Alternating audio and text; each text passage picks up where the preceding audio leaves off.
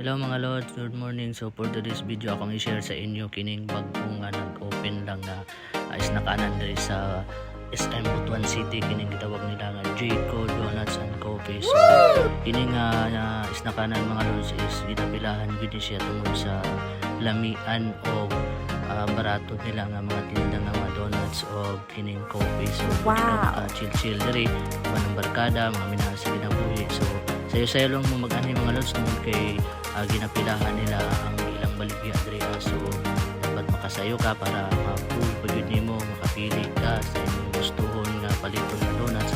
So store time day ani mga lods is mag-open siya from 10 AM to 9 PM sa gabi. And then akong na-notice nga lamian gyud ilang mga donuts mga lods. So sakto lang ang iyang katamis ning smooth siya kanon. So kini day siya nga store is located sa SM Butuan City, na alang gyud sa first floor.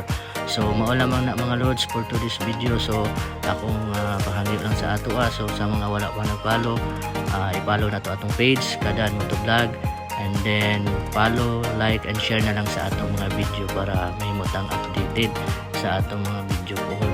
So salamat kaayo sa tanan, so sa mga supporters na to diha. So God bless og maayong buntag kanat.